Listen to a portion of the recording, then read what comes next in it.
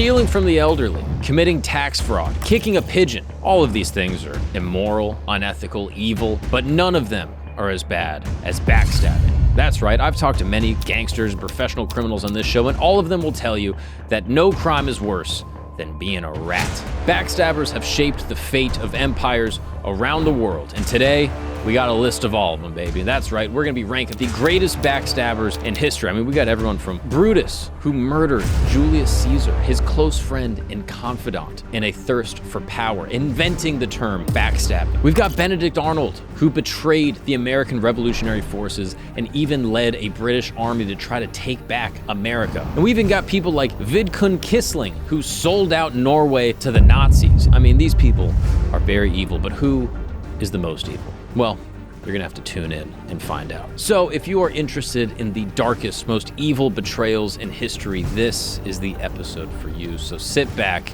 watch your back, and welcome to camp.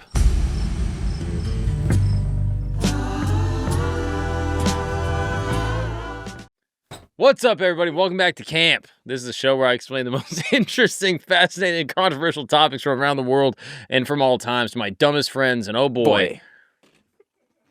Today we got a real helmet junkie, all right? We got David Sanchez. What's up? Nothing. Enough. Gabe, how are you doing? Glad to hear it, my friend. I don't have my dumbest friend today, so you at home, the viewer sitting at your cubicle or your shitty job, you could be my friend. I don't know. It's probably a shitty. Most jobs are shitty. What's the average job of your listener? I think the average job of most listeners of podcasts are probably like you work in an office. Okay, but what job? Every job's in an office. Most jobs. Probably financial services. Probably wealth management. You think the bright minds yes. that are fucking managing the money of this country are listening to camp? If you look at the demographics of this podcast, it's primarily 10 blocks south. Life insurance salesman at best. There's people cold calling 73-year-olds talking about their life insurance policy. There's a lot of stockbrokers. There's a lot of wealth management people. A lot of Goldman Sachs employees. And also a lot of con artists. There's an insane amount of con artists. And then there's just a healthy amount of schizophrenics. Everyone comment what they do in the comments, please. That'd be great. Comment what you do. Also comment what you want to do. And if maybe I can pair you up with a job. Wait 4 years and I'll hook it up. Yeah, I did that. I did that for David. David was walking around lost as hell. Hey man, I just need some advice. I just don't know where to go, man. I think I'm destined for something great. I can just feel it. And I was like, yeah, dude, I don't know. No. Anyway, guys, also there's some slight construction happening outside. That's going to be mitigated shortly, so bear with us. Is my collar popped? Yes. Am I wearing a camo soccer jersey? Also, yes. More importantly, there's merch available at campgoods.co. We have hoodies getting restocked any minute now. We also have whiskey barrels. Today we have an amazing topic. The greatest backstabbers in history. David, can you think of any off the top of your head? Miles McCreary, for one. Yeah, let's get Miles in the chat. Let's get a huge Miles in the chat, please. Benedict Arnold's like the catchphrase. That's a classic. Do you know what Benedict Arnold ever did? Didn't he? He was like espionage, right? Wasn't he giving our secrets to the Brits or something? Or vice versa? Oh, so naive. It's a good question, to be honest. I have no idea, because I didn't do the research for this. This was done by my dear friend, Zach. Shout out, Zach. Good old southern country boy from Tupelo, Mississippi. He's a Protestant, but I still love him. And he did a lot of the research, so I'm going to be learning along with all of you at home, okay? Now, let's begin with Benedict Arnold. This was a famous backstabber, a turncoat, during the American Revolution. 1741 to 1801, Benedict Arnold quickly established himself as one of George Washington's best generals. Realizing the strategic importance of securing New York, Arnold mustered a group of men and headed toward Fort Ticonderoga. Coordinating with Ethan Allen and his Green Mountain Boys, Arnold helped capture the fort for the Patriots. Arnold suffered 2 battle wounds for the American cause in 1776, the first in a failed attack in Quebec, and the second at the Battle of Saratoga. See? A failed attack in Quebec. That's what happens. French Canadians. Shout out to y'all. Arnold believed the Continental Congress insufficiently rewarded his efforts, especially considering his sacrifices. After being appointed Brigadier General, Arnold watched as Congress passed him over for the promotion to the post of Major General 5 times in favor of his subordinates. Ouch! See, that's what happens when people are underappreciated. What do? They get crazy. Arnold had every intention of resigning from the military following these outrages, but not for Washington's insistence that he stay. He was rewarded in 1777 with a promotion to Major General and a post as military commander of Philly. Dude, you're the commander of Philly? That's sick as hell. He was already... Philly people were already scumbags back then. It's insane. I mean, wait, what do you have against Philly? We're going to keep doing this every episode. I don't like Argentinians, and I don't like Philly fans. They're obnoxious. Speaking of which, Benedict Arnold's behavior eventually came to frustrate his relationships with other Continental officials. He feuded with several officers in the Continental Army.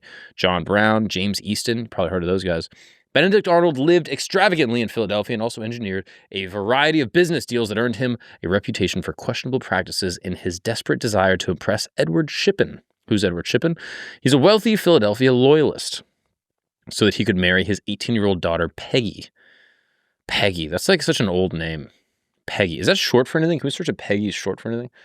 Pegasus? Pegasaurus? I don't know. Peggy is just such a wild name to like name your daughter. Margaret? Peggy is a common, well-known nickname for Margaret. Let's break this down, shall we? Let's look. How is that possible? It's like, how do you get Dick from Richard? Yeah, let's give me... That's a wild state. You just gotta ask. I mean, that's crazy. How do you get pegged from Margaret? Let's look down. Unlike Daisy and Peggy, it's definitely easy to see where a nickname Maggie comes from Margaret. Yeah, that's what kind of fucking... Over the years, Maggie morphed into Meggie and Meg, likely because of accents changing vowel sounds. That continued to transform Peggy and Peg, which we know today, simply based on the trend of creating nicknames that rhyme, same as Bill from William. All right, so he was lobbying this guy so he can marry his daughter. And, although he successfully secured Peggy's hand, Arnold's extravagance and imprudence ultimately drove him deep into debt. Continental officials could not confirm Arnold's suspected betrayal until 1780, when hard evidence of his treason was uncovered. The Americans captured Major John Andre, Arnold's British contact, who was in possession of paperwork revealing Arnold's treason. After receiving command of West Point in 1779, Arnold willingly provided the British with vital information for taking control of West Point. Andre was executed for his crimes, while Arnold managed to escape to England. Arnold would continue to serve in the military. Only now he served the British agents against his former countrymen. In December, he led a force of British troops into Virginia, capturing Richmond and laying waste to the countryside. Arnold would die in 1801, leaving behind him a legacy of America's most notorious traitor. So he was a soy boy that didn't get promoted. And then... Yeah, I mean, this guy's just a scumbag. He's trying to bang out this girl, drives himself into debt to live a lifestyle, you know what I mean? Trying to keep up with the Joneses. I get it. Trying to act like someone he wasn't, okay? Which that is really the I think the core, the lesson here. Just be yourself, guys. And if that means you got to marry some dog ugly girl, that's life. That's fine. Is there any girl that you would betray your country for? Because she looks like a fucking piece. Look at that. Oh, my Peggy Shippen. Batty. I mean, she got absolutely... I mean, did Benedict Arnold draw this? What is the other one? But go to that one. Yeah, come on. Oh, you can see some cleavage. She's hot. Yeah, she's a whore. Are you kidding me? She's a northeastern wasp whore. She's a standard issue bar skank, and you're going to trade out your whole country for that girl? Gosh, she probably stank. I mean, Box is probably crazy, though. So he got passed up for promotions, and then he was trying to garner some credit with this loyalist and wanted to fuck his daughter. And then in doing so, put himself into debt. Yeah. And then with that debt, I guess he needed a little bit of a deal. And then I'm assuming that the British probably paid him. Oh, I get it. This guy gets a bad rep. I mean, I get it, but also, like, don't go into debt. Other people went into debt, didn't sell out their country. And it's not like he was just some low-level guy. He was basically about to be Major General. And then not only did he sell out his country, like that I can understand. Sure, okay, you're in a bad situation. You sell your country. He's leading a charge into Richmond for the British. Yeah, but at that point, you got to dig in. Like, you're already a turncoat. You might as well play. You don't have to dig in. You could go to England. But you're not going to go back to... and Peggy... Did he stay with Peggy? Can we figure that out? Because that's also this scumbag girl. Don't wait. She's a nice lady. She eats well.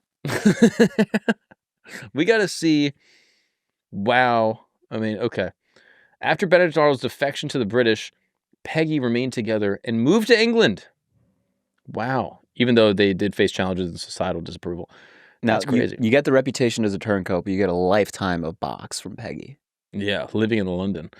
I guess maybe Yeah, it's worth it. probably living in fucking Camden Town. He had 7 children. Oh. Peggy died of cancer. Huh. R.I.P. That's crazy, dude. I mean, that is a fascinating tale. Kind of a beautiful love story. I like Benedict Arnold. No. You can't look. It's one thing to sell out your countries like with intelligence. It's another thing to start a raid and try to seize Richmond. You can't seize Richmond. Okay.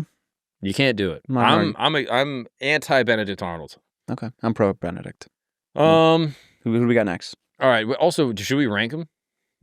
How many do we have? We have like 13. Okay. He goes at 13. No, I think, dude, he led a charge against the Americans. I don't care. How is that not an important detail? If you're going to go into a country, I think we got to put him like 8. Okay. I can do 8. We can put him at 8. All right, let's do another one. Do you know any other famous turncoats? No. Gabe? What do you say? You fucking genius. Et tu, Brute. The words uttered by Julius Caesar after he was stabbed in the back by one of his closest confidants, Marcus Junius Brutus. Brutus was born 85 BC. It says here in the text BCE. I don't say that. I recognize that Christ is the one savior of the universe. He was born in Rome, and although there's many unanswered questions about the true identity of his father, it's believed to be the Roman commander Marcus Junius Brutus. The elder Brutus surrendered to Pompey the Great and was executed. His mother was an outspoken Servia, stepsister of the prominent orator and statesman Cato the Younger. Oh, that's interesting. He accompanied Cato to Cyprus in 58 BC. The historian Plutarch wrote that Brutus was proficient in all facets of Greek philosophy with particular fondness for the Platonists, the students of Plato. Okay. Barry Strauss, in his The Death of Caesar, wrote that his study of philosophy had added depth and garnered respect and allowed him to tap into time-honored ideals, and so he began his career into politics. With Caesar's defeat of both the king of Pontus in the east and his success against Cato and Pompey, the Roman commander had entered the eternal city of Rome in a Roman triumph. Hailed as a hero, he was awarded the title of Liberator, named the father of his country, and made consul for 10 years. With the overwhelming support of the people and the Roman Senate, Caesar initiated a number of reforms. Although praised at first for both his military skill and leadership, he gradually began to create fear in the minds of many people, of those inside and outside the Senate. Many came to believe he became more of a divine figure than a ruler. So this is right at the moment that, like, the end of the Republic, the beginning of the Empire of Rome, where, like, the emperors were taken over, and Caesar was the first one to be like, hey, fuck this Republic shit. I'm ruling for all time. I am God. Okay. Gradually inching away from the traditional values of the Republic. Even though the Roman people believed that they no longer had a voice as their beloved Rome was quickly becoming under the rule of this tyrant, the seeds of conspiracy were born. The 4 principal leaders of the plot were Gaius Trebonius. Was that your nickname in high school? He organized the siege of Massilia and fought with Caesar in Spain. Decimus Brutus was one of Caesar's former commanders. Gaius Cassius Longinus. Muhammad Ali was his other name. And then Marcus Junius Brutus. With the leadership established, they had to decide where to attack. On a highway, public space, while he was walking home, maybe a gladiatorial game. Finally, it was decided to attack him during the session of the Senate to be held at the Theater of Pompey. The date would be March 15th, also known as the Ides of March. You fucking idiot. That's not a thing. The Ides of March? You never heard of this? What is that? This is the Without looking at your screen, what is the Ides of March? The Ides of March was the day that Julius Caesar was murdered. March 15th.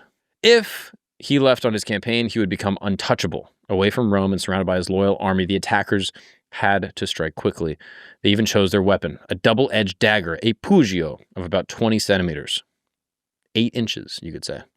It's not that big. Double what? Wait, what? It's not that big. 8 inches? Yeah.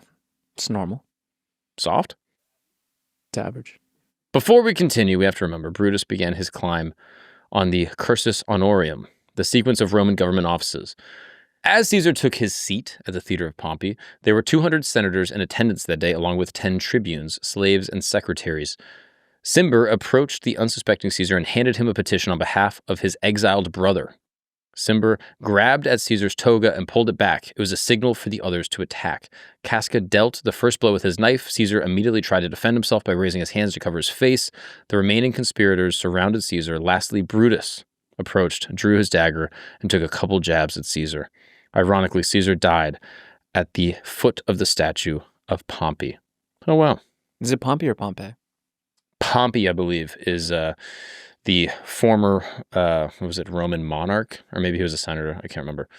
But yeah, Brutus, apparently one of Caesar's boys. They were friends for a long time. But yet, it wasn't enough to stop him from taking him out. This is a backstab, but it's not like this. It is a huge betrayal, but like not in the worst way. It's not crazy to me because it's like, Caesar was trying to become a god. He was trying to become emperor forever. So at a certain point, you got to be like, oh, this guy's trying to become a tyrant. When you inevitably develop a god complex, because camp is like the biggest show in the world, mm-hmm. and you start doing your morals and your teachings to people around you and say, I'm God, I'm going to kill you. And I would respect that. Yeah. Because in my death, I'll become a martyr and I'll be praised for generations to come. Yeah. You can kill a man, David. You can't kill an idea. But you could kill an idea, I think, if you kill all the people that have the idea, right? I mean, there's probably so many ideas. I mean, there's all these ancient religions that just don't exist anymore because all the people just got murdered. Some German leader said that in the 40s. Forgot about that. Who was it? The Kaiser Wilhelm? Yes. Oh. All right. Yeah, that one's, I don't know. Brutus, like, I know he's known as a backstabber, literally. Like, I think that's where the term stab me in the back came from. Yeah.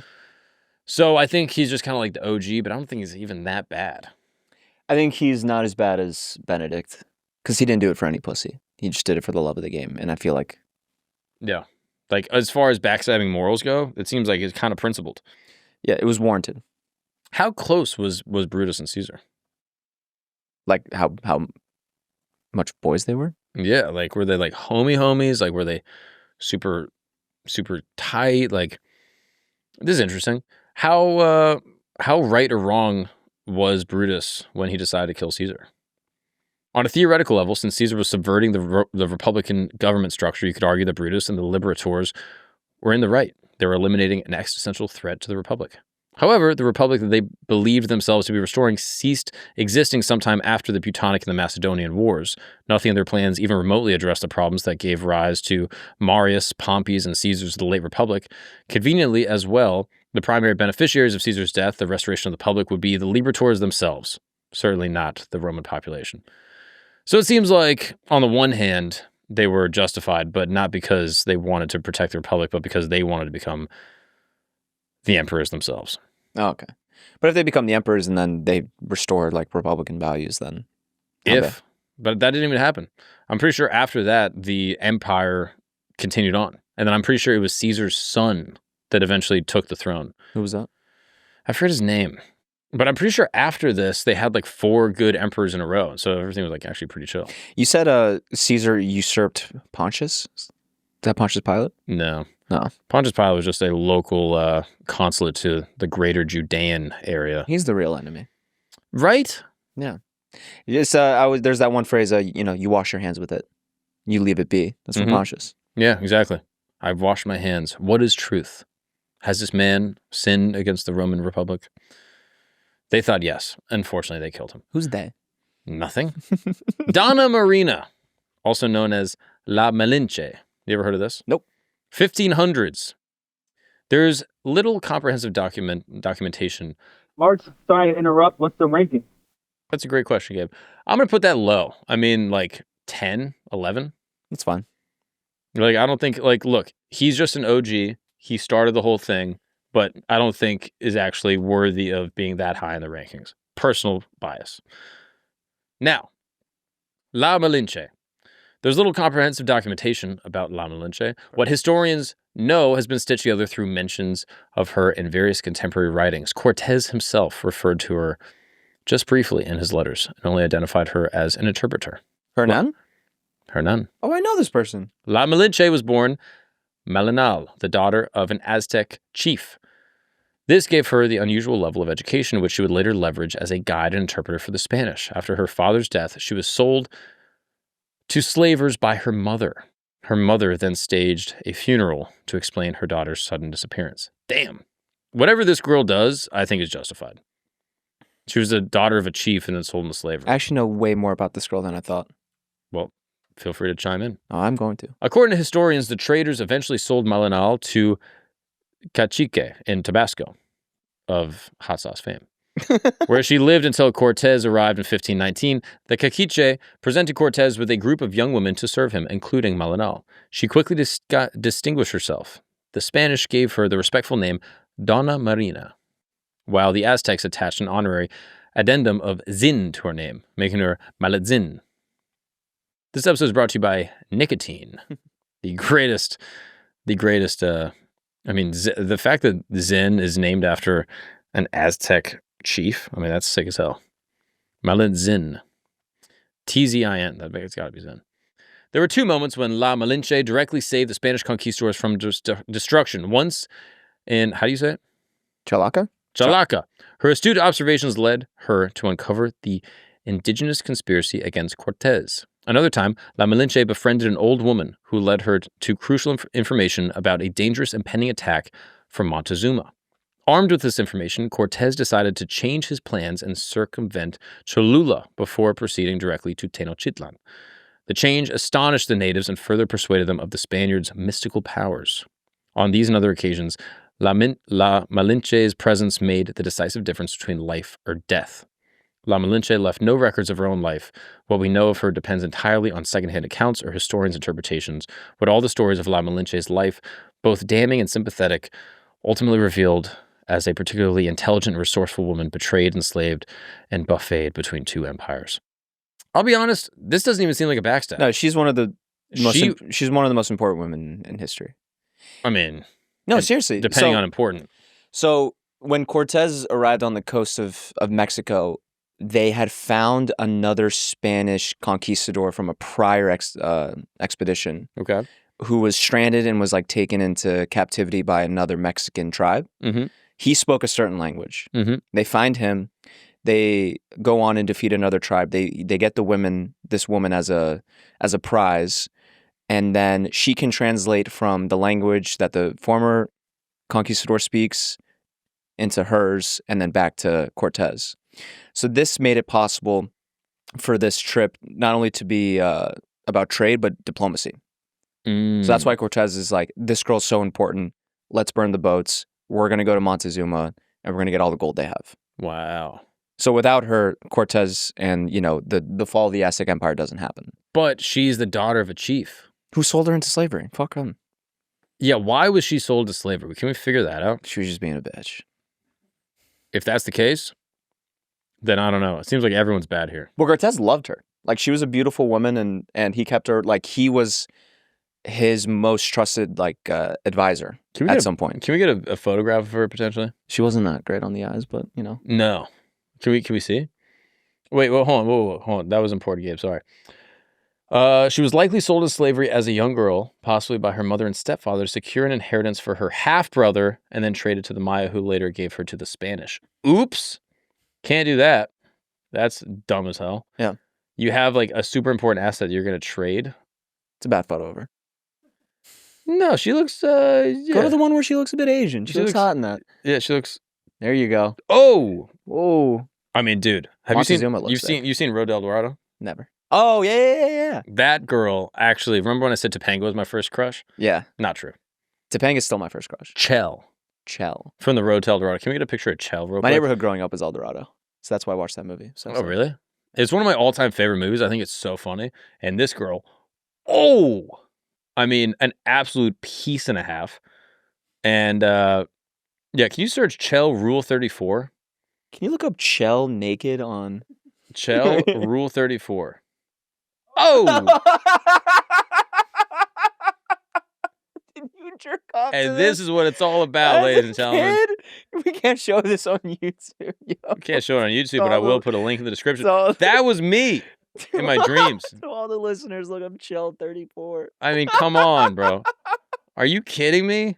I mean, this girl was an absolute dime. I mean, whatever it takes. This girl is fire. Are you sure that's gonna fit? It's disgusting. It's not what you guys think. Anyway, Someone made this. Isn't that crazy? Like an artist like put this all together. You, bro. No. I don't have this type of talent. If I did, I wouldn't be here in this tent. I can promise you that. I mean, yeah. I put this girl low. I'll be honest. I 14. think yeah, like as the Or lowest 13, whatever, the lowest whatever it is. Like it seemed like she completely had a justifiable reason. Her own country sold her out, and then she just, I don't know, was resourceful and tried not to get murdered. It was funny how Cortez did it. So every time they came across a tribe, they had a field like where their loyalty lied. Where it's like if it was a tribe that's like, yo, Montezuma's taxing the shit out of us. He's like, oh, we hate Montezuma. And if they came to a tribe that's like, we owe everything to him, they'd be like, hey, we're going to trade. We love him. We're going to treat us nicely. Wow. He kept lying to each tribe as they get more inland. I mean, There's a good book about this. I think I gave it to you like a year ago. what's it called? Conquistador. Who's it by? Dan Levy? See, you're gonna listen to that account of history. Or book. Like who? Like what is even? You know what I mean? It's a great book. Maybe I'll check it I out. never finished it, but You didn't? When'd you stop? At Chell? Buddy Levy. Buddy Levy. Buddy Levy. Buddy Levy. Or Buddy Levi, however you pronounce it. It's a phenomenal book. Buddy. What's his real name? Margaret. His real name is Richard. They called him Dick, and he was like, all right, buddy. All right, Jonathan Wilde. You ever heard of this guy? Nope. He was an 18th century English master criminal who reigned over an underground kingdom of thieves and highwaymen in far-flung extortion rackets and was Britain's biggest fence for stolen goods. After he feigned reform, the authorities turned to Wilde, given him the title Thief Taker, and set him loose on the criminals running amok, terrorizing London. Oh, this is like a Dexter kind of vibe. This is cool. Wilde took his new job and title with a passion, forming highly effective teams of thief catchers who fell upon the criminals with a will, breaking up gangs and sending criminals into the gallows by the dozens. During his thief-catching career, at least 120 were executed based on Wilde's testimony and information he furnished the authorities. Wow. So that's crazy. So this guy was a criminal that then was hired by the feds to catch criminals. So he turned his back to the streets. I don't care. William Abagnale. Yeah. Wait, what did he do? Catch Me If You Can? Yeah. But he wasn't catching criminals. Yes, he was. Are you stupid? Oh, I guess at the very end, he then started working for the feds. Yeah. But did he catch any criminals? Thousands. He got 120 of them executed? Precisely. Maybe. He also set up a side business as a private detective, recovering stolen goods for a fee. He failed to inform his clients that it was his thieves who had stolen their goods in the first place, and their coverage simply came down to Wilde's sifting through the warehouse of stolen property. All right. That just seems like gang activity. Yeah. Far from having gone legit, Wilde had hoodwinked everybody, and the thief catcher became an even bigger kingpin, ridding himself of competitors by delivering them to the authorities. Ooh, this guy is brilliant. I love this. I cannot believe this is not an HBO miniseries. He was finally brought down when a criminal double-crossed by Wilde accused him of fencing stolen goods. An investigation confirmed this malfeasance, and Wilde was arrested, at which point many of his underlings turned Crown evidence against him until his whole scheme of simultaneously. Jesus Christ, bro. Guys, no, we can edit that, right? No. Of simultaneously being England's greatest crime fighter and greatest criminal came out. He was swiftly tried, convicted, and hung at Tyburn, where he had sent so many others to their doom. I don't know. This one is interesting. I mean, it just seems like general like criminal behavior. It's not like, oh, you were my best friend and I turned my back on you. You know what I mean? Yeah. He was like a rival gang that he just turned in. It just seems like gang activity back in the day. I mean, a sick story. I mean, this guy's cool as hell, to be honest. But is he black? Let's find out. Jonathan Wilde in 18th century England. Let's see. Let's see if he's a man from the ends. Nope. Wagwan General. No, he was busted, though. He was a white Englishman and a prominent figure in London's criminal underworld. The Thief Taker. I mean, this guy is awesome. I mean, I don't know. The British should have been a little bit more shrewd to know, like, oh, this guy's literally still a criminal. Yeah. And he's going to keep on doing criminal activity and no one's going to look into him. I mean, completely stupid on their end that if you're going to set up a criminal to do the job of the crown, you're not going to just, I don't know, look into it a little bit. Oh, you missed the funny part. What's he would that? accept bribes to let these out of jail, selectively arrest criminals, and coerce sexual services from Molly houses. Whoa. What are Molly houses? Let's look up a Molly house, please. And search Rule 34. I can't believe you've never heard of Rule 34. What is Rule 34? I'm chronically online, I guess. This is a Rule 34 is basically that if anything exists, that there's already pornography of it. And if you just search Rule 34, you'll find the pornography of it. Okay. Like no tears shampoo. You've heard of this? Search no tears shampoo. No. I want you to read what fucking Gabe just looked up because it's hysterical. Okay. We're going to get back to Rule 34. A Molly house is a term for a meeting place, often a tavern or a coffee house. Yeah. Where homosexual men and gender non-conforming individuals congregated for social interaction and potential sexual encounters. Whoa! He was a fano. You're telling me that Jonathan Wilde was swinging both ways? The thief taker was taken and giving? Respect. That is, just to add to the interest and intrigue of this master criminal. Anyway, I'm going to put this guy Wilde still low, probably like 10 or something. Yeah. I think 10 is reasonable. That's fair. What's up, guys? We're going to take a break really quick because your food sucks. That's right. We live in a country where, unfortunately, a lot of the food we eat, even if you try to eat clean, has got pesticides and seed oils and who knows what else is in your Caesar wrap. And that is why it is important to supplement your food. This is what I do on a daily basis, and I do it with Symbiotica. Yes, I love Symbiotica because it is the easiest way for me to supplement my food and get all the nutrients that I need, that I should be getting from my food, but unfortunately, I don't because, the world and capitalism or whatever. But with Symbiotica, I'm able to get my magnesium, which I take every single night. That helps me to sleep. I take my colostrum, which is great for my gut health. It helps my skin and it gives me an immune boost. And the thing that I'm most excited about is mineral shilajit. Shilajit is an ancient mineral resin that literally comes from the Himalayas. It sounds crazy, but it's not. It's right here in this little jar, just a little dab into some warm water. And since I've been taking it, it's full of like fulvic acid, trace minerals, all the stuff you should be getting from your food, but you're not. And since I've been taking it, I feel sharper. My energy is more consistent and stable. I'm not reaching for the third coffee. Instead, the Shilajit keeps me locked in. Another thing I love about Symbiotica is that instead of taking a handful of pills and people look at you like a crazy person, they actually get curious. They see you taking this awesome little liquid gel pack that tastes amazing, and they go, oh, what is that? What are you taking right there? And I tell them I'm taking my Symbiotica for my health because I'm trying to live till I'm 180 years old. So if you're interested in reclaiming your health for the summer, feeling better, having more stable energy, and doing it in the tastiest way possible, go to Symbiotica.com/camp, use the promo code CAMP, and you will get 20% off your order and free shipping if you go to Symbiotica.com/camp or click on, the description. You'll see the links right there, or even in the bottom of this banner. Now let's get back to the show. What's up, guys? We're going to take a break really quick because I got to tell you about a dirty little secret, okay? The insurance industry doesn't want you to know this. Well, basically what the insurance companies do is that they profit by holding on to your money as long as possible. You pay them every month, and then eventually when an accident happens, they try to deny or delay your claim so that they can keep their profits going. It goes even worse. When in court, the insurance companies want jurors to think that the at-fault driver, a mom that rear ends someone, she's a single mom, and they think that she is going to be paying the verdict amount. Meanwhile, it's really the insurance companies who are going to be covering the costs. And that's why I want to tell you about the good folks over at Morgan & Morgan, because they will take on the case, and they are almost always going after the big insurance companies and not the individuals at fault. Morgan & Morgan fights hard for their clients, and these corporations know that, and it pisses them off. A recent client in Pennsylvania just received $29 million. The insurer's best offer, $500,000. Yeah. There's another client in Florida that received $20 million, and the last offer from the insurance company was $0. There's a reason why Morgan & Morgan is America's largest injury law firm. So if you are ever injured or dealing with an insurance company that doesn't want to pay up their fair share, you could go check out Morgan & Morgan. That's right. Hiring the wrong law firm can be disastrous, and hiring the right law firm could, be a big, substantial increase to your settlement. And Morgan & Morgan makes it so easy to get started. Their fee is free unless they win. There's literally no risk. Unless they win your case, you're not paying a dime.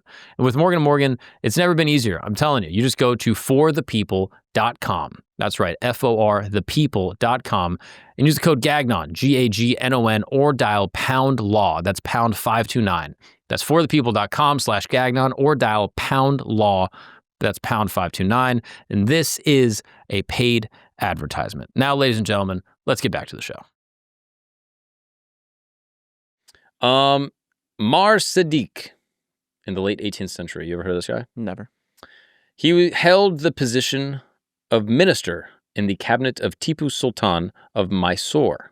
In the Fourth Anglo-Mysore War at the late 1700s, he betrayed Tipu Sultan during the siege of a word that I cannot pronounce, paving the way for a British victory. During the siege, although the invading troops were starving, Mir Sadiq withdrew his troops, allowing the British to commence their attack on the fort. He betrayed Tipu, killing Tipu loyalist Ghazan Khan, and later arranged to have Tipu trapped behind locked doors. Sadiq was killed by some of the dismayed Mysorean troops immediately following the defeat as he attempted to go over to welcome the British. That is a direct, straight up, that's a straight up backstab. Yeah. That's crazy. He was the minister of the cabinet of Tipu Sultan, betrayed him, and let the British invade and take over. How do you spell this guy's name? Mir Sadiq. Wow. Mir Sadiq. Yeah, that's you can't do that. That's going to put him high up on the list, to be honest with you. Wow, even today, tourists pelt the spot where Mir Sadiq was killed. His mausoleum, also located in this city, has regularly been assaulted by shoes thrown by visitors over the years. Presently is in a severe state of disrepair, rarely visited, and the lands have since encroached. Can you look up so this is his mausoleum. Why was he honored with such high regard if he was a backstabber? Yeah, I don't know. We gotta figure out why he sided with the. Following his death, Sadiq's body was mutilated, exhumed, and defiled for over 2 weeks by the angered general public, including women and children, dismayed at his betrayal of Tipu Sultan, forcing the administration to impose strong measures. Even today, tourists pelt the spot where Mir Sadiq was killed. That would be a fun trip idea. Like, hey, we're going to South India. We're going to degrade a tombstone. And we're allowed to. Like, it's encouraged. Yeah, they actually want us to do this. This is great. All these, like, tourists that go around the world and, like, do dumb shit. Like, oh, we've, vandalized the pyramids. Or, like, we climbed the steps of, like, Tenochtitlan or some shit. Yeah. Hey, just go to South India and ruin this guy's tomb and everyone will cheer you on. Hey, babe, we're going to India. You're going to see Taj Mahal? No. Even better. Yeah, we're going to see Mir Sadiq. We're going to throw our shoes. And we're bringing shoes, and we're going to chuck them over there. I mean, that's awesome. But unfortunately, I'm going to give this guy, that's a pretty high rating. I'm going to give him like a 3. 3 big booms. I think that's 3. I think you got to give him 3 big booms. I mean, look, he sold out the Indians to the British. Like, there's no worse people you could sell out. So apparently the Brits were like starving and they were like on the down before he did this. Mm-hmm. So he must have gotten an incredible offer. Must have. Hey, do you want to live in Birmingham? we got Lads, we got a great house for you in Liverpool. It's going to be class. We got a flat in South Liverpool. You're going to love it. Yeah, I mean, I cannot believe that he would sell out his entire country for that. That's got to be a high ranking. It's a high ranking. I don't feel comfortable putting him at 3 because we don't know what he got in return. How much does that change it, though? Like, I mean, money. He got given money. I would betray you for a free can of Zins. That's not true. That is true. What type of betrayal? I don't know. You would sell me down the river? Where does that come from? Sell you down the river, yeah. That's gotta be racist. It's gotta be in the list. Gotta be racist. Like, there's no, like, every great American, like, little idiom definitely comes from some racist shit. Yeah. All right. So, slaves being sold down the Mississippi to work as laborers in cotton plantations. Right again. Racist. I'm telling you, dude, all of our little, like, long time no see. What's that from? You never heard that? Is that like Helen Keller? Search long time no see. Is that some Chinese? Etymology. You've heard people say long time no see, right? Yeah, of course. Long time no see likely originated from Pidgin English, possibly a loan translation from the Chinese phrase meaning long time no see, or as a mimicry of Native American Pidgin language. Robert Ford, 1862 to 1892. Best known as the Dirty Little Coward.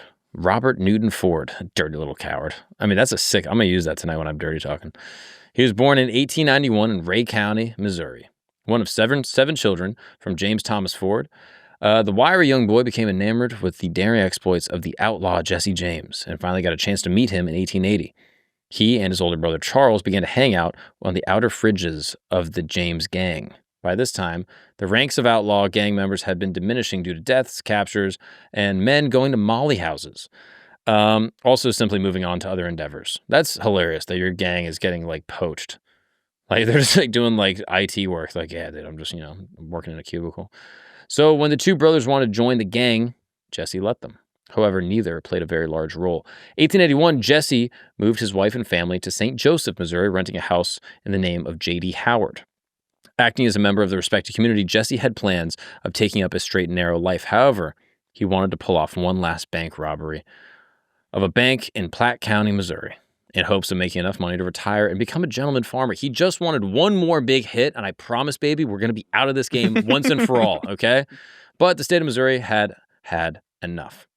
And about the same time, the Missouri Governor Thomas Crittenden put up a reward of 10,000 big ones for any information leading to the capture of Jesse James. What year is this?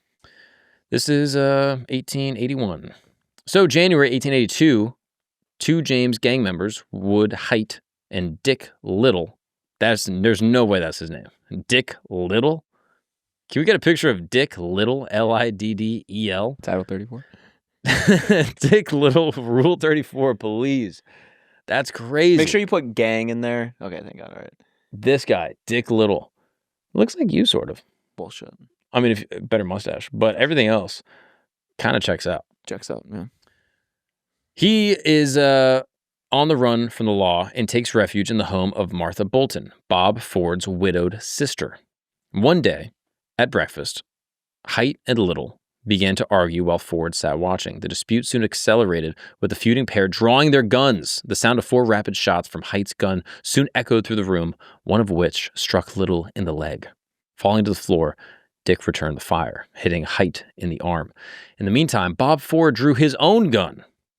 Being Little's close friend, fired one shot, hitting Height in the head. Collapsing to the floor, Wood Height died just moments later. Ford then wrapped the corpse in a blanket carried outside and placed it on a mule, took it into the woods, where he then buried Height in a shallow, unmarked grave. This killing, coupled with Ford's greed and desire for notoriety, would be a death sentence for Jesse James. When word of the shooting reached authorities, Ford was arrested. But when he informed detectives that he had access to the much-wanted Jesse James, he was released. Next, Ford secretly met with Missouri Governor Thomas Crittenden, who told him that if he killed the notorious outlaw, he would receive a full pardon for the Height murder as well as the killing of James, and also receive reward money. Whoa! Ford agreed to perform the deed and next met with the sheriff of Clay County, where the two formulated a plan to get Jesse James.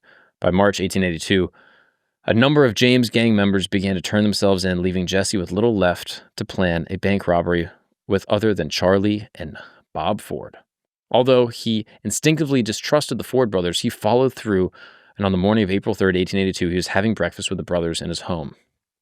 Afterward, the men went to a parlor where Jesse outlined his plans for robbery on this Missouri bank, when James noticed that a framed needlepoint picture done by his mother was hanging crookedly on the wall. He stood up on a chair to adjust the picture. Suddenly, he heard the sound of Bob Ford's cocked pistol and turned just slightly.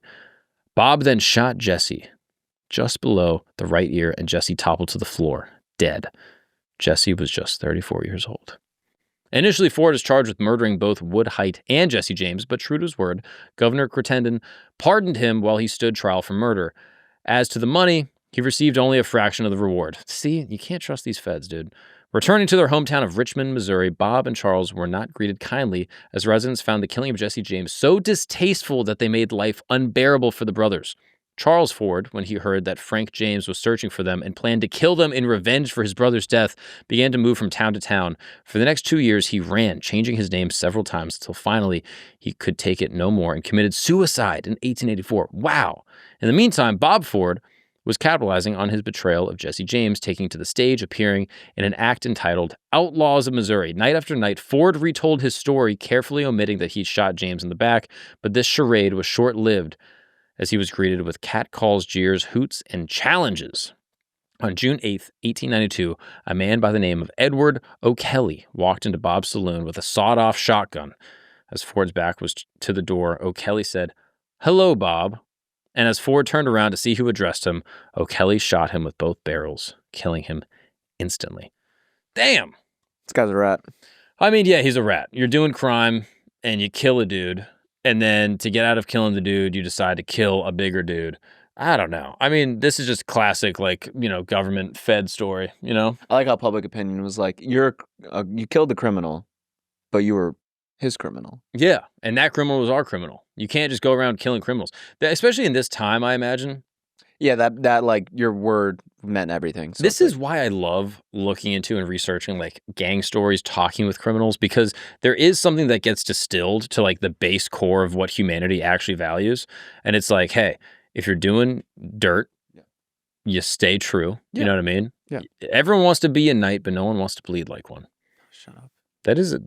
That's not applicable to this, right? That's extremely applicable. Everyone wants to be an outlaw, but then the second you got to do outlaw shit and like stand on your fucking morals. They stood on business for sure. No, they did not stand on business. They did crimes. They did the ultimate crime. They did not stand on business. They were supposed to go take the sentence, go to the gallows. You killed a guy. You killed Height. You know what I mean? Yeah. And if you kill a guy, then yeah, you got to stand on it. And he didn't. He took a deal with the feds. And then on top of that, he didn't get the reward money like he was promised. Yeah. So everyone's a rat here. But I will say, he turned on one of his homies. That's got to put him at 4. Yeah. The fact that it's his friend and that 4. And he idolized him. The reason he got into this type of line of work was because he likes Jesse James. You know what I mean? See, I don't know if you read this, but for a period, Robert earned money by posing for photographs as the man who killed Jesse James in dime museums. He also appeared on stage with his brother Charles reenacting the murder in a touring stage show. That's kind of bitch shit. Yeah, he would go around and do these speeches and like get money off of telling the story about how he killed the most famous outlaw ever. All right, let's move on to another one, shall we? Yep. Vidkun Quisling, 1887 to 1945. He was the Norwegian Minister of Defense between 1931 and 1933. Any idea what was going on at this point? Oh, yeah. He was a member of the Agrarian Party. When the Agrarian Party refused to appoint Quisling as party leader, he left to form his own party. May 1933, he co-founded the National Samling, the National Unity political party. Quisling also became the party's Führer, or the leader. However, the National Samling was not successful in elections. 1933 Norwegian parliamentary elections, the party took 2.2% of the vote, and by 1936, the last election held before the outbreak of World War II, it took only 1.8%. Neither result was enough for the party to ever hold a seat in the Storting, the Norwegian parliament. While the German offensive got underway in the late 30s, Quisling took to the Norwegian airwaves in the first ever attempted coup d'etat by radio. He announced to the Norwegian public that they should welcome, rather than resist, the advancing Germans. He also announced a new government and declared himself as the new head of state.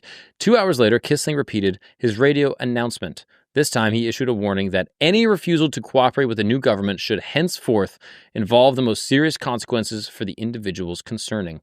Quisling's coup only lasted 6 days.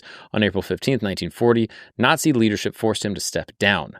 King Håkon VII refused to accept Quisling's government, meaning Germany had to continue the Norwegian invasion to solidify control. Norway fell to Germany in 1940. The king and prime minister Johan Nygaardsvold went into exile in London. Hitler met Quisling in December 1939 and was generally impressed. His initial plans for the German occupation had tentatively placed Norway under Quisling's control. However, Nazi leadership realized how little popular support Quisling had. On April 24, 1940, Hitler thus appointed Joseph Terboven to the district leadership of Essen and as the administrator. Von Falkenhorst remained military control. In addition, all political parties other than the National Samling were outlawed. As the leader of the National Samling, Quisling was given the position as head of the cabinet under Terboven. In 1942, Terboven appointed him as the prime minister of the national government. That was essentially a puppet state under German control. One of Quisling's first acts of this role was to reinstate the Jodenparagrafen. Do you know what that is? No. That is the Jewish paragraph of the Norwegian constitution. This paragraph, which had been removed in 1851, prevented Jews from immigrating to Norway. Oops! We don't know about that little piece of history. Huh, Norway? Oh, we're so free. Everybody's free. We're not racist. 1851. Oh, the Jewish paragraph? You guys forgot to tell us about that, huh? Also, how many Jews are in Norway? Not a lot. Want to know why? Yeah. There was a little paragraph they put in the Constitution. From October through November 1942, Quisling signed a series of laws that enabled the arrest of all Norwegian Jewish men and confiscation of all Jewish-owned properties and assets, the registration of all Norwegian Jews. There were approximately 2,100 Jews in Norway at the time of the German invasion, among them about 350 German and Austrian refugees who had sought haven from Nazi Germany. A month after the mass arrest of Jewish men, Nazi officials working with the National Samling in Norway began to arrest women and children, acting on plans that had been previously developed. The Norwegian police arrested Jews throughout Norway and brought them to Oslo for deportation. Whoa. That is crazy. From Oslo, Norwegian Jews were sent by ship to German port of Stettin. They were then transferred by train to Auschwitz. Most were killed on arrival, all because of this one scumbag that took over a puppet government in Norway. When World War II ended in 1945, the Norwegian government in exile returned from London and promptly arrested Quisling. He was charged with high treason, aiding a foreign government, murder, embezzlement, theft, and other crimes. In court, Quisling argued that he acted in Norway's best interest, and always with the goal of restoring Norwegian independence. The court was unconvinced, however, and Quisling was convicted, sentenced to death. He was executed on October 24th, 1945, in Oslo. What a scumbag, right? That's going to put you at the top of my list, personally. He's number one. You gotta be, right? According to my APAC handlers told me that I had to say that he was number one. That is crazy, though. Like, I've never heard of this guy in my life. It's insane. What a scumbag. Yeah. So the Nazis are coming in, and instead of being like, we're going to fight, we're going to hold down for our country, they say, it's fine, just let him in. It's okay. He's got good ideas. Yeah, let's just see. And then you get a bunch of your own citizens killed. Yep. Not only killed, you get them exported. Excavated. You get them sent away and then killed under the hands of Nazi Germany. Yeah. This guy's a scumbag. Can we get a picture of this guy, Quisling? Ugh. You can't do that. If people are coming to your country, just die like a man. Be like, yo, you know what? I'm going to stand on it, and we're going to go out fighting. See, I hate this. What a I don't even know what Norway... Look at this guy. Vidkun Quisling. Yeah, he looks like a scumbag. I don't even know what Norway had anything to do with World War II. Well, I always thought they just got conquered. I didn't even know they got conquered. Oh yeah, all the Scandinavians. I shouldn't say all. Was Sweden conquered?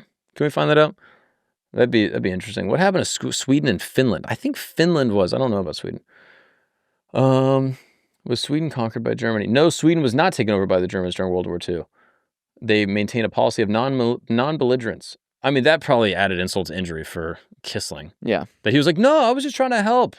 We're not in this together, guys? And Sweden was like, well, you didn't have to do that. You could have just been non-belligerent. Like, that was always an option. Yeah. What about Finland? Was Finland conquered by Germany? This will be Finland was not occupied. See? Like, they didn't have to get occupied. This guy just sold out his own country, struck a deal with old Hitty, and then killed a bunch of his own citizens. Piece of shit. I would love to know if there's any Norwegians listening. What do you guys think of Quisling? Is this ever talked about in history? Sure. It must be, right? Yeah. I mean, ugh. I don't like this guy. Oh, we got another one. Harold Cole. Wait, where does he rank? Oh, this guy's got to be high. You got to put him at like 2 or something. He sold out his entire country to the Nazis. Yeah. You got to put him at like 2. Yeah. I don't know what's going to come after him that's going to take over, but he's going up there high. You better hope someone takes over him. Inshallah. Harold Cole. This guy dies in 1946. I wonder what he was involved with. Yeah. An English jailbird who served during World War II in the British Army and the French Resistance, double-crossed both by working for Germans. During his extraordinary wartime career, I wouldn't call it extraordinary, he lied and conned his way into France, joined the Nazis, and snitched on the resistance, resulting in the arrest and execution of many. By his teens, Cole was already a burglar, check forger, and embezzler, and by 1939, he had served multiple stints in prison. When World War II began, he lied about his criminal history to enlist in the British Army and was sent to France. Promoted to sergeant, he was arrested for stealing money from the sergeant's mess to spend on hookers and became a prisoner of war in May 1940. He's coming back. Yeah, I mean, getting hookers and drugs is like, all right. When the Germans captured the guardhouse where he was jailed, he escaped and made his way to Lille, where he got in touch with the French resistance, claimed to be British intelligence, and sent to organize escape lines to get stranded and escaped British military personnel back home. And for some time, Cole actually did positive work, escorting escaped personnel across Nazi-occupied territory into Vichy, France, when they slipped into Spain and got sent back home. However, he was also embezzling the funds intended to finance those operations to pay for high society lifestyle of nightclubs, restaurants, champagne, fast cars, and whores. When his thefts came to light in 1941, the resistance arrested him and locked him up, but while they deliberated what to do with him, he escaped. I mean, what a fucking insane life. Yeah. On the run from the resistance, he turned himself into the Germans, gave them 30 pages of resistance members' names and addresses, and became an agent of the SS. In the ensuing roundup, over 150 resistance members were arrested, of whom at least 50 were executed, and Cole was present during the interrogation and torture of many of his former colleagues. Damn, this guy's evil. As Allied armies neared Paris in 1944, Cole fled in a Gestapo uniform. In June 1945, he turned up in southern Germany claiming to be a British undercover agent and offered his services to American occupation forces. Triple crossing, he turned against the Nazis, hunting and flushing them out of hiding, murdering at least one. He was a good guy all along. He's coming back around. The British discovered Cole's whereabouts and arrested him, but he escaped the prison where he was awaiting. How do you escape prison 5 times in a row? What's going on? Sleight of hand. I mean, what is happening? He's just like, oh, look over here. He escaped the prison where he was awaiting court-martial and headed to France. There, French police received a tip-off revealing his whereabouts to the central Paris apartment, and on January 8th, 1946, they crept up the staircase to seize him. Their heavy tread gave them away, and he met them at the door, a pistol in hand. In the ensuing shootout, the fugitive was struck multiple times and died. Whoa! I mean, that's an insane little tale right there. So he's a criminal, just embezzling. Where's he from again? He's English. Okay. Embezzling, stealing from people, da-da-da-da-da. Goes and works for the British Army. Yeah. Steals from them, gets arrested, escapes, goes to the French. Poses as like British intelligence. Poses British intelligence, escapes, goes to the Nazis, sells out his own colleagues, gets them tortured and murdered in front of him, escapes, goes to the Americans, sells out Nazis, escapes, and then goes to France where then he's killed. I think he just seems like a grifter. Yeah, I mean, he's not really he's like the ultimate backstab. So like he's the ultimate backstabber, but also when you backstab everyone, you kind of backstab no one. Yourself. I wonder how much of Inglourious Bastards was about this guy. Like, what an insane thing. I'm shocked that there's not a movie about this guy. I mean, I don't know. I'm gonna put him. So like it's all about how you finish, and he finished, and he finished great. I think we need to look at the numbers. Like, he killed a Nazi by hand. That's more than how many Nazis? Yeah, how many Nazis have you killed? You know what I mean? I've killed 0 Nazis. Yeah. But he also did get a lot of people fighting the Nazis killed. 150. I think he did way more harm than good, even though he did do some good. But because he did do some good, I'm going to put him at like 4. No. He ended with ratting out the Nazis. Yeah, just to save himself. He was never actually interested in getting rid of Nazis. He was just like, what can I do? Who cares about the intentions if the act is good? See, you are such a utilitarian, and it really grosses me out. Yeah, well, you know what I mean? You might as well be. Harold Cole. This guy, I don't know. Let's what spots? What's the highest spot we have open, Gabe? 1 is still open. No. I meant lowest. Sorry. 13 is still open. This guy's a fucking ledge. No, I mean, I think we have 12. No, dude, you can't. 12. Why you can't not? sell out the French to Nazis, and you can absolutely sell out if you're gonna work with the Nazis, sell out the French. No, I think. Okay, can we agree? This is a comedy podcast. Can we agree on by the 6? Can we agree on 6? 6 is good. I like 6. We'll put him at 6. Eddie Chapman. You ever heard of this guy? British. Yeah. Also, just assume I've never heard of them. Well, you knew about the freaking the Aztec bitch? Yeah, the Cortez lady. He was known as Agent Zigzag. He was a. Why is that funny? That's a great name. Agent Zigzag. Yeah. He was English. He just loves getting high. He was a safe breaker, thief, crook, and all-around career criminal who became the only Englishman ever awarded a German Iron Cross. It was ironic on many levels because he was also one of history's most colorful double-crossers, and the false information he fed the Germans derailed the effectiveness of their vengeance weapons and likely saved the lives of thousands of Londoners.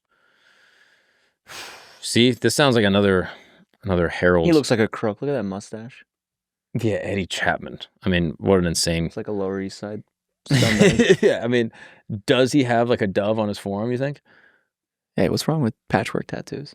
Does he have just a tiny little hand Maybe. on his bicep? Maybe. Just something elegant? I don't judge.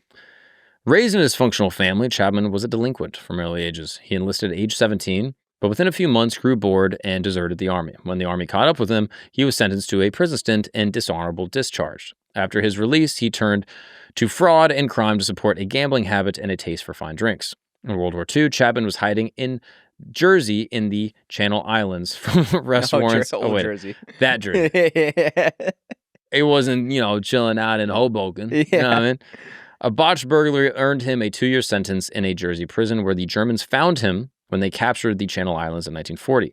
He offered to work for them, so they freed and trained him in explosives, sabotage, and other clandestine skills before parachuting him into Britain in 1942, tasked with destroying a bomber factory. He was soon arrested after landing, however, and immediately accepted an offer to become a double agent. An easy choice, considering that the other alternative would have been probably to get killed. Given the codename Agent Zigzag, a plan was concocted to fake the bomber factory's destruction, which convinced the Germans and raised Chapman's high on their esteem. From then on, his radio reports, carefully fed him by British intelligence, were treated as gospel by the Germans. He was recalled and given a hero's welcome by the Germans, and soon after D-Day was awarded an Iron Cross and sent back to Britain to report on the effectiveness of German V-1 and V-2 rocket strikes in London. He set up shop and, under British control, sent the Germans inflated figures about the death from their rockets while deceiving them about their actual impact points, causing the Germans to shift their aim points, with the result that they tended to fall on lower population density parts of London with correspondingly fewer casualties. After the war, Chapman lived a colorful life, went into smuggling, moved to the colonies, started a farm, and in violation of the Official Secrets Act, got his exploits published in the Eddie Chapman story, and had a bunch of other books written about him, which collectively formed the basis of the 1967 movie Triple Cross. I don't know, this guy sounds like a good guy. Yeah. Like, what's our lowest one that we have available? Also, parachuting out of planes, defusing bombs, kind of sick. Kind of chill, right? Kind of chill. Sure, did he go over there and broker a deal with the Germans? Yes. Is that back in the day? That's what I'm saying. You got it. How is the water, by the way? It's frozen. I don't know if you can fucking what camera. Yeah, it's just a brick. Yeah. Sorry about that. It's okay. Our cooler's working well. Yeah, I'd put him at 12. Like, he stopped the Nazis, saved people's lives in England. I'm down with this guy. I got no issue with him. Seems like kind of a good dude. Yeah. All right, we got 4 more. You ready? I better start seeing some fucking real hitters. What's up, guys? We're going to take a break really quick because I'm sitting here in my beautiful tent, as you can see, every week, day in, day out. And people always ask, they say, Mark, how do I have a tent like that? I want to sit in a beautiful tent and invite a lover, a friend, someone that I appreciate and adore. I want to give them a good time inside my tent. Well, it's easy.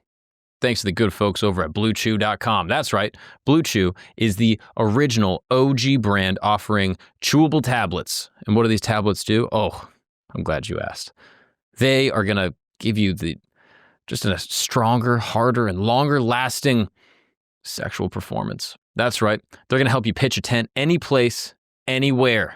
And the best part, it's all done online. That means you don't have to go to a doctor's office and talk to him and be like, oh, I'm feeling some type of way. Look, this is not for people that are, lacking necessarily. This is for people that want to have the best experience of their life, whether it's Valentine's Day, birthday, a funeral. Who knows? Whenever you need it, you never know when you could use Blue Chew. And we have a special deal for the listeners of this program. That's right. Try your first month of Blue Chew for free. That's right. Completely free.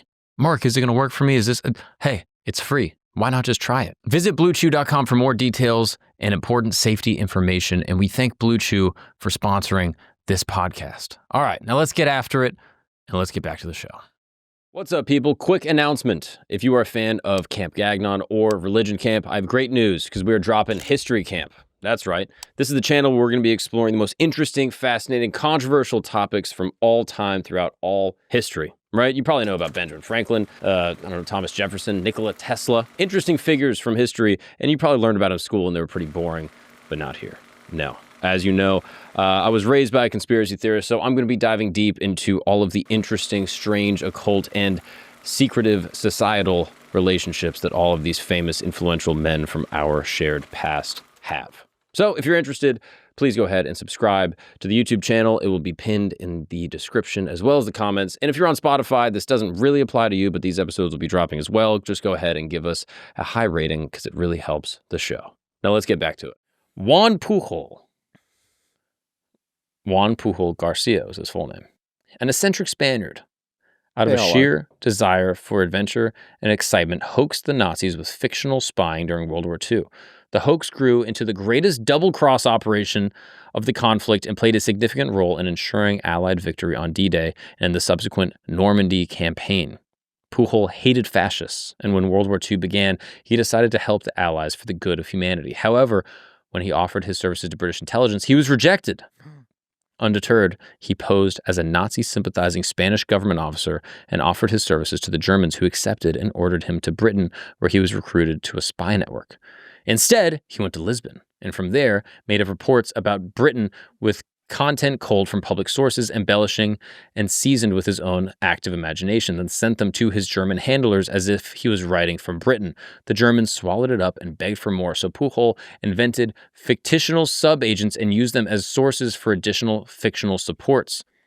I mean, so far, this guy seems pretty cool. Yeah, he has a nice smile on him, too. He looks like a little cutie. Oh, you think he was a little sugar in the tank? Yeah, he likes his tapas cold. Yeah. Intercepting the decoded secret German messages, the British realized that somebody was hoaxing the Germans. And upon discovering that it was Pujol acting on his own, they belatedly accepted his offer of services, giving him the code name Garbo. Garbo? What does that even mean? They whisked him to Britain, where they built upon his imaginary network, transforming it into an elaborate double-cross operation that carefully fed the German a massive amount of often true but useless information mixed in with half-truths and falsities. The flood of reports from Pujol and his steadily growing network of fictional sub-agents transformed him, in German eyes, into their most successful spy in Britain. The moment for cashing in on that trust came during the buildup of D-Day and the subsequent Normandy campaign, as the ultimate aim was to convince the Germans that the Normandy landing were but the first in a series of planned invasions, with an even bigger one against the Pas de Calais. To cement Pujol's credibility with the Germans, British intelligence had sent him a message alerting the Germans to the invasion a few hours before its commencement. Knowing that by the time it worked its way from German intelligence to commanders in the field, the invasion would have already taken place, and the warning would have done the Germans no good, and served only to enhance Pujol's reputation. They then went for the kill. Building upon years of trust, Pujol informed the Germans that the Normandy landings were diversions, and the real blow would fall upon Pas de Calais. A few weeks later, that coupled with other measures whereby a fictional 1st U.S. Army group under the command of George Patton was massed across the English Channel opposite the Pas de Calais, convincing the Germans during crucial weeks in June 1944 to keep powerful formations in the region, rather than rush them to Normandy to help destroy the vulnerable Allied beachhead. I mean, this guy's kind of a G, right? Like, he got turned down by the British once. We're looking at this in the terms of backstabbing, no morals, okay? This guy's a fucking rat. Well, in what way? He's an English guy, went to go... Is he not Spanish? Or Spanish guy, whatever. Spanish guy, tried to work with the English, tried to work with the good guys, hates fascists, doesn't get a deal, strikes up a deal with the Germans just to bleed them of money. He never actually intended to send them any information. So how's he a backstabber then? Because he got a deal with the Germans and said, yeah, I'll work with you guys. With like a wink, though. With a wink, with like the whole no time. intention. Oh, okay, you know. So I guess he's a bad backstabber. Yeah, but a good guy. Yeah. As to Pujol, he gained the distinction of earning an Iron Cross from Germany, plus a member of the Order of the British Empire from Britain. After the war, fearing reprisal from the Nazis, he faked his death in Angola in 1949, moved to Venezuela, where he ran a gift shop and a bookstore, led an anonymous life until 1984, which he agreed to be interviewed for a book about Agent Garbo. After which he was received at Buckingham Palace, was lionized in Britain, and on the 40th anniversary of D-Day, traveled to Normandy to pay his respects to the dead. He died in Caracas 4 years later. I mean, yeah, put him low. Not really like a great backstabber, but mensch. But a mensch, like a good guy. I mean, sold out Nazis. If you sell out Nazis, you get a gold star in my book. Okay, again, I don't like to get political, but it seemed like you're on the right side of history. I mean, that is crazy. If the Nazis had won, this guy would be like the greatest backstabber ever. Everyone would hate him. Be like, oh, fuck this guy. He's so stupid. These dumb Spaniards. I hate the Spaniards. Is that how you think Spanish people talk? That's how the Germans talk. Oh, yeah. I'm saying if the Germans won, everyone would be speaking. Yeah, everyone was speaking German. Francisco Pizarro.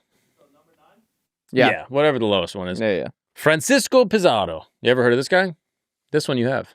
No, I haven't. Spanish conquistador Francisco Pizarro managed to pull off a double cross against the Incan emperor Atahualpa in 1502. Oh, yeah, I don't know. That was even more dramatic and venial than any pulled off by Hernan Cortez against Montezuma a decade earlier. It also resulted in the destruction of the native empire and its replacement by a vast Spanish domain. In 1525, Atahualpa had inherited the northern half of the Incan Empire from his father, while the southern half went to his brother Huascar. 5 years later, Atahualpa attacked his brother, and by 1532 had defeated Huascar and reunited the empire. Already, this guy's cold-blooded. Yeah. His reign over the Incan Empire would prove brief, however, for Pizarro showed up shortly thereafter. Pizarro landed in Peru 1532, and after establishing a small colony, set off to conquer with a small force of about 200 men. En route, he was met by an envoy from Atahualpa, inviting him to visit him at his camp, where he was resting with an army of about 100,000 men after his recent victory over his brother reunification of the Incan Empire. Pizarro set off to meet Atahualpa with 100 infantry, 67 cavalry, armed with steel, a couple cannons, stuff like that. Yeah. A meeting was arranged in 1532 in a plaza in the town of Cajamarca, and on the night of the 15th, Pizarro outlined to his men an audacious plan to seize Atahualpa in emulation of Cortez's seizure of Montezuma. On the second day, Atahualpa, failing to take precautions for his own security, left his army camped outside Cajamarca and arrived at the town's plaza on a fine litter carried by 80 high-ranking courtiers and trailed by about 5,000 nobles and other courtiers richly dressed in ceremonial garments, unarmed except for some ceremonial stone axes. The Spaniards, concealed in buildings, surrounded the plaza with cavalry hidden in alleys leading to open square, fell upon Atahualpa and his party at a signal from Pizarro. The result was a massacre, as the unarmored natives proved no match for the Spaniards' steel swords and bullets and crossbows, while the Indian ceremonial stone axes were useless against the plate armor. Thousands of natives were killed, with the remainder fleeing in panic, while not a single Spaniard life was lost. At capture, Atahualpa sought to buy his life by offering to fill a room measured 22 by 17 feet, up to 8 feet with gold and twice with silver. After the payments were made, Pizarro again double-crossed Atahualpa and reneged on the deal, put him through a staged trial that convicted him of rebellion, idolatry, and murdering his brother, Huascar. Sentenced to death by burning, Atahualpa was spared that fate by agreeing to get baptized as a Catholic and was executed by strangulation instead. Oh my God. Not a great look for the Catholics.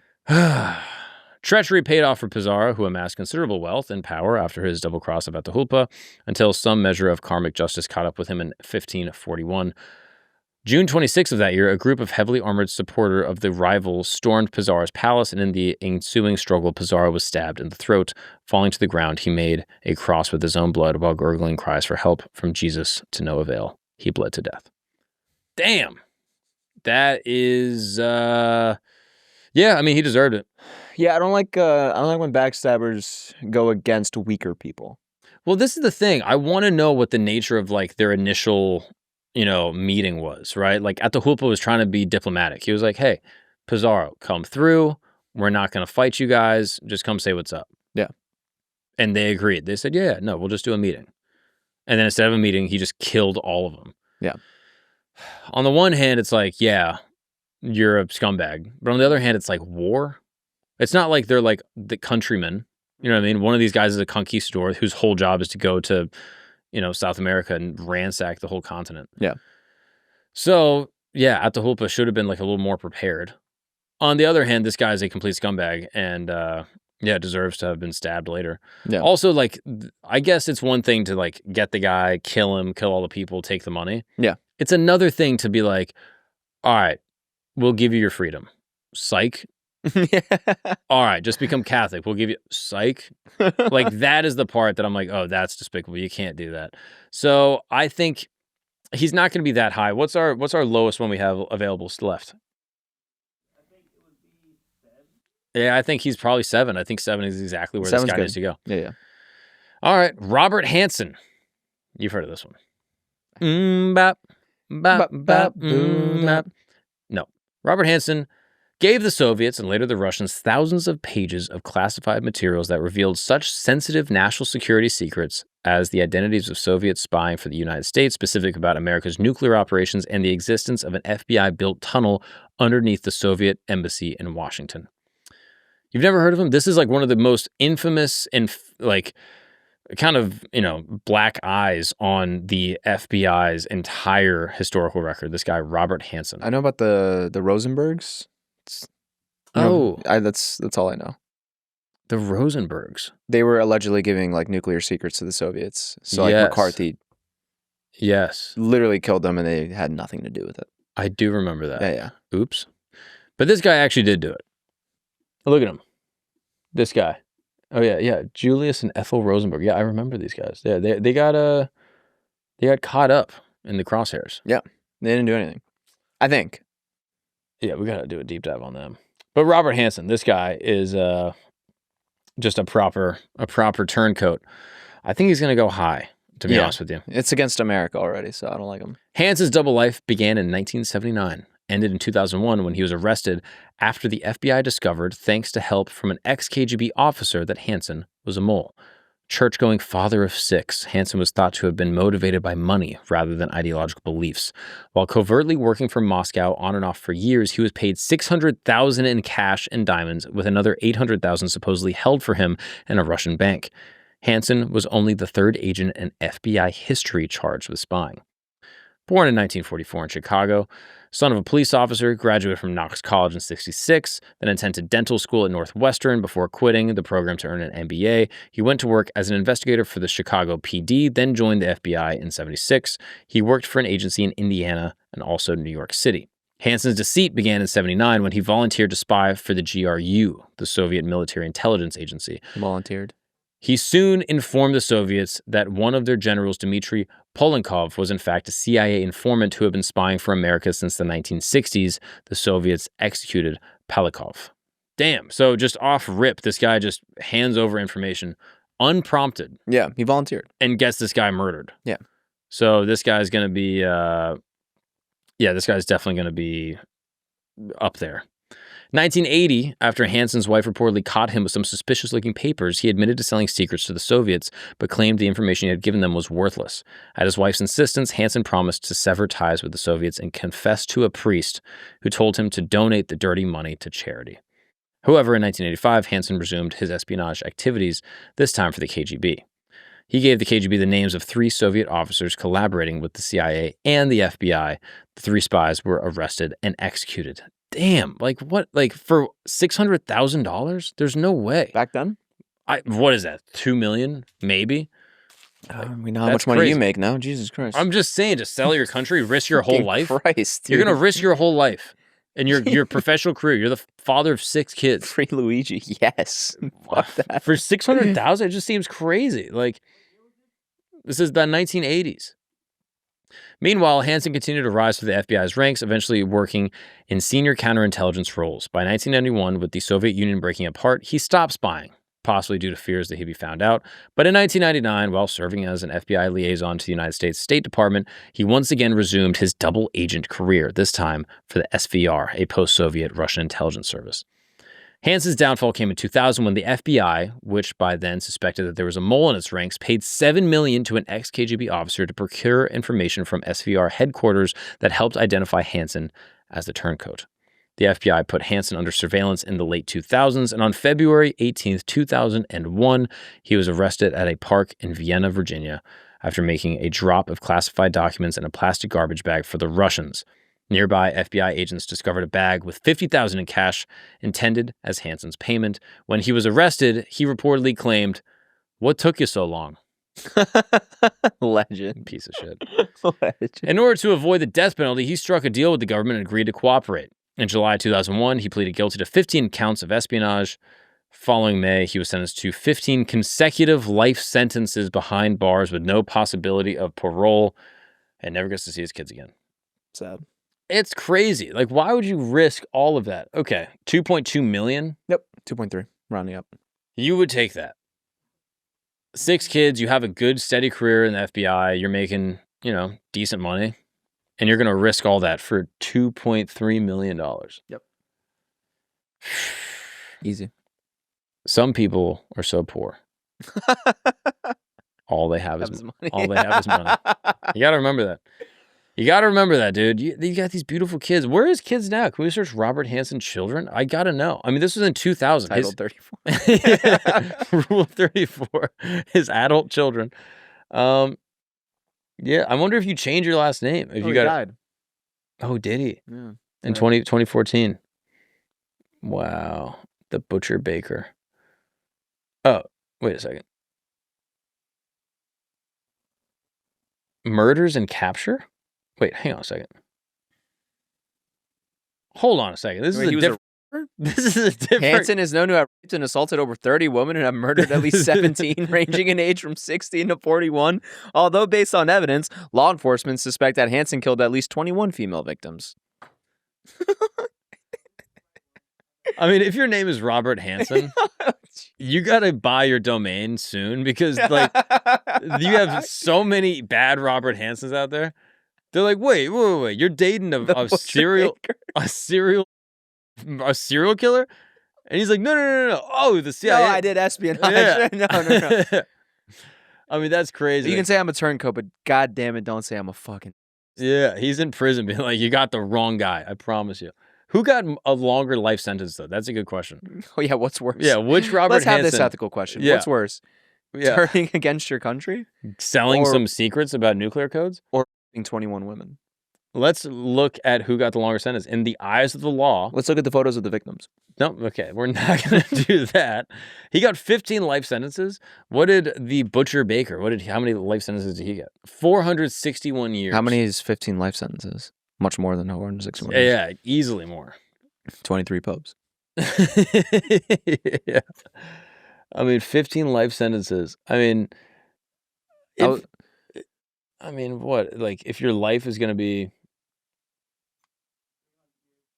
Oh, okay. So justice system got it right. Edit that out. I'd rather fucking. Well, okay, let me ask you this. No, because clearly this is worse. The Butcher Baker got more years. No, he didn't. How long did the Butcher Baker get? 461. Oh, the got more years. Yeah. I was going to say, would you rather turn in your country or 21 women? Because clearly you said Why do you keep saying that? You said the former was but worse.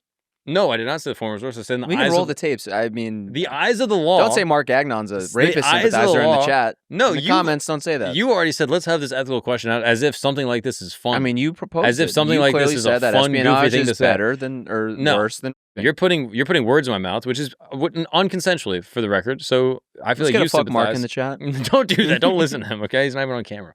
Wait, did you say his alias, which is funny? Ramon Garcia. I was zoning in and out. No, that's Robert that was his Hanssen. alias. Yeah. Hanssen using the alias Ramon Garcia, which is so. If you're a serial killer, he's why like do you your need dad an alias? thinking he's Cuban. He's like, nah, I'm a fucking Cuban. Oh, spy. that's the CIA guy or the spy. Yeah, the spy. Yeah, I mean, this is all Ramon Garcia. Also, it was 1.4 million in cash, bank funds, and diamonds. Whoa. Yeah, you didn't say the diamond part. No, I did say the diamond part. You said you were zoning in and out. I was zoning in and out. I'm playing chess. 1300 right now. Let's talk about Aldrich Hazen Ames. Wait, what's his ranking? He's going to be high up. How many more do we have? 1 and 5. So we have one left? Also, there's one that I don't know if you're going to mention, but you should. The Butcher Baker. That guy's going to go 1. He's got to go 1. What he did was foul. I think that's reprehensible what he did. No, did you saw... God, not Empire of the Summer Moon. Flowers of the Killer Moon. I have not seen it. But I'm familiar with it. No, you're not. I haven't seen the movie. You haven't even read the book. I know everything that happens. What happened? We're natives. We got oil. Oh, no. We're going to give it away. The natives got so rich they turned Italian. They used the oil to slick back their hair. Exactly. Hey, we got some oil. We got some servants. Oh no, The servants are white. They make good food. yeah, seasoned a little. Am I eating corn again? Oh my God, what am I, poor? And then the fucking government comes in and takes all the money. No, it's not true. You're saying that that's not what happened? No, one of the white guys married the Native American for her money and then murdered all of her siblings. Whoa. For the money. Spoiler. The movie came out 3 years ago. So I'll put him at number 1 then. Knowing nothing else other than the 2-sentence synopsis. You never saw Empire of the Summer? I'm Killers still of the working Flower on Moon? Sopranos. Are you serious? Yes. What season are you on? Episode 1, season 1. You're such a... I just watched the first part of it. He's playing with the ducks in the pool. So lovable, right? Can you get that bottle out of your mouth? This is fuck. It's not de-thawing. It's like thawing out at all. I mean, it's insane. All right, we got one more, and we bet. Can we wait to place him based off of what this guy does? Who came up with that idea? Oh no way! You wanted to wait. I'm all about the blind rankings. Oh, we got 1 and 5, and we have 2 guys left. No, so that's we have 1 left. But what if this guy Aldrich, Hazen, Ames is not that bad? He probably isn't. I haven't seen one that's been bad. Well, Even the Butcher Baker. Okay. Keep it in. We're not editing that out. Ames was a CIA case officer who spoke Russian and specialized in Russian intelligence, including the KGB, the USSR's Foreign Intelligence Service. His initial overseas assignment in Ankara, Turkey, where he targeted Russian intelligence officers for recruitment. Later, he worked in New York City and Mexico City. In 1985, while assigned to the CIA's Soviet East European Division of the CIA headquarters in Langley, Virginia, he secretly volunteered to KGB officers at the USSR Embassy, Washington, D.C. Shortly thereafter, the KGB paid him $50,000. What year? 1985. It's not that much money. It's like No, to but they're sell out your country. They're decreasing their money. Yeah, they're like, hey, we can get secrets from this guy. Our funds are running low. Yeah. We only give 50,000. Who gave you that offer? Like, it's a race to the bottom. Interesting mustache choice, I may say. I mean, This guy looks like a fucking rat. In 1985, he was rocking the Jordan stash.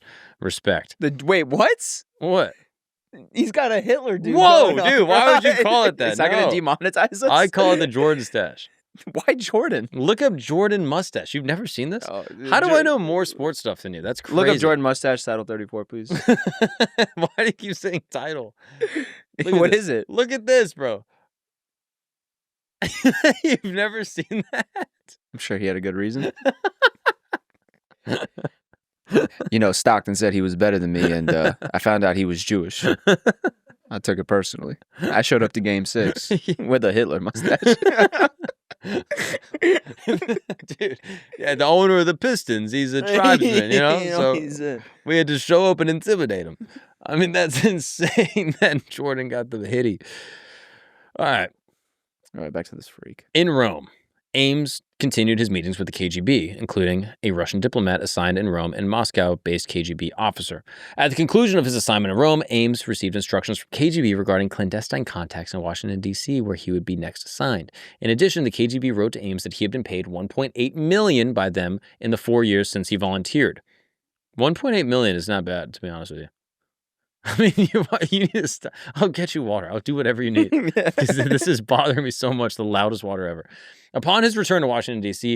in 1989, Ames continued to pass classified documents to the KGB using dead drops or prearranged hiding places where he would leave documents to be picked up later by KGB officers. In return, the KGB left money and instructions for Ames, usually in other dead drops. You're familiar with the dead drop, right? What's a dead drop? Dead drop is like, you know, I'm a citizen, you're the Russians, I'm working with the Russians. You tell me, hey, go to this tree and leave all the documents in a tree. Okay. You walk by the tree, leave the documents, and they say, hey, we left you cash. It's in this bathroom stall underneath the thing. Go into that bathroom stall. You go in there, get the cash, get a handy. Yeah, get a glory. There's sex to the glory hole. Yeah, hey, you're getting paid a fellatio, all right? Search brown shirts, Rule 34. Look up glory hole for me, kid. Yeah. Yeah. Can you look up Soviet spy Rule 34, please? Oh, it's rule? I thought it was title. No, yeah. Why do you make it sound like a government thing? In the meantime, CIA and FBI learned that Russian officials who had been recruited by them were being arrested and executed. These human sources had provided critical intelligence about the USSR and was used by the U.S. policymakers to determine the U.S. next steps. Following analytical review, the receipt of information about Ames' unexplained wealth, the FBI opened an investigation in 1993. FBI special agents conducted intensive electronic surveillance of Ames during the 10-month investigation. Searches of Ames' residence revealed documents and other information linking Ames to the Russian Foreign Intelligence Service. On October 13th, the investigation specialist observed a chalk mark Ames made on a mailbox confirmed to the Russians his intention to meet them in Bogota, Colombia. On November 1st, wait, what? How does that signify, like, hey, meet me in Medellin? Because that's how they would talk to the Russians. I spoke with Jack Barsky, a former KGB spy, and he said they would talk through chalk on the New York City subway. They would put chalk markings, which all indicated different symbols, and other KGB spies. They find a chalk mark on the L train. There's hundreds of them. That seems stupid. That's how the Russians did it. They didn't have any other way. Also, this is the second person in a row who volunteered to work with the KGB. Maybe we need to up the money for the FBI. No, I'm not saying we need to up the money for the FBI, but like, how are the KGB workers getting in touch with these people? I don't know. There must be a website. Or like a Facebook. I don't know. I mean, if you have secrets, you probably have contacts. Sure. You know what I mean? Okay. When Ames planned foreign travel, including a trip to Moscow as part of his official duties, the plan to arrest him was approved. Him and his wife both pled guilty in 1994. He was sentenced to incarceration for life without possibility of parole. Rosario Ames was sentenced to 63 months in prison. Wow. Do we know what secrets he was giving away? I don't know exactly. I'm unsure. Yeah, turning against your country's fucking bitch shit. So, I don't know. Him and Robert Hanssen kind of did the same thing, but it feels like Robert Hanssen's was worse. So I'm putting Robert at number 1. How's it worse? Than this guy? Yeah. I mean, I don't even know what this guy was giving away. Also wasn't listening for the last 2 people. So there you go. Yeah. Also, this guy, I think he only got 1 life sentence. So so it must have not been bad. It must have not been that bad. That's all I'm saying. So maybe, turning on your country isn't as bad. All right. We're going to have to blur all of those words out. Oh, fuck. So no one's even going to know what you're saying. Yeah. They might think you're saying a racial slur. I am. Ladies and gentlemen, these are the worst backstabbers in human history. Some of the worst fucking rats to ever walk this big blue planet. And we ranked them all from 1 to 13th. Some honorable mentions. Vidkun Quisling definitely should be number 1. I mean, he sold out an entire nation to the Nazis. Yeah. Bad guy. Bad guy. But Robert Hanssen definitely should be up there. I mean, that guy sucks. The guy in Empire of the Summer Moon. Fucking Killers of the Flower Moon, sorry. Whatever. Empire of the Sun. Walking on oil. And then the guy at the very bottom, or the girl at the very bottom, the daughter of a chief. Yeah. That gets sold out. How's she even on this list? Right? It feels like that's not fitting. She got sold out down the river by her own people. Not in a racial way. It was politics. It's a different time. And I guess there you have it, folks. Thank you guys so much for tuning in to another episode of Camp. I appreciate it immensely. You can catch me on the road. I'm doing 1 singular hour of stand-up comedy. It has been hailed as some of the comedy ever to be done. I also have merch on my website. That's honest, right? Some of the comedy to have ever been done. It is. It's true. A lot of people have said that. And there's also merch on the website, campgoods.co. Hoodies are being restocked as we speak. They're being made at an American facility. Everything's made in America. It's in the sweatiest shop in Beijing. If you say it's made in America, does it have to be made in America? Or it can be assembled in America, and then, like, every Zin factory is like, I'm not going to say bad about a sponsor about Flagrant, but Zins are made in Sweden and then, packaged in America. So they're like, oh, we're made in America. All my stuff's made in America. So if you're interested in supporting an American entrepreneur and business person, you can go to campgoods.co. Thank you guys so much. Appreciate it. Gabe, anything you'd like to contribute? David? I have no words left. Ladies and gentlemen, see you next week. Goodbye. If you've made it to the end of this episode, that's because you rock with us. And for that, we rock with you. You are sophisticated. You enjoy honest, true communication, a highbrow type of person that understands this. History is not just dates and names. It is a tapestry of human triumph and tragedy. From the day Nostradamus made his first prophecy to the morning Paul Revere took his midnight ride, from ancient oracles to modern revolutionaries. That is why I need you. If you have not already, please sign up for Today in History, our free newsletter. Today in History brings you the stories that matter, the moments that changed everything, and the secrets hidden in time. Join thousands of history enthusiasts who get their daily journey through time. Don't let another day of history pass you by. Take the conversation to your inbox. Sign up now through the QR code or link in the description. Today in History, because history's stories shape tomorrow's world. Thank you for watching the episode. We'll see you next time.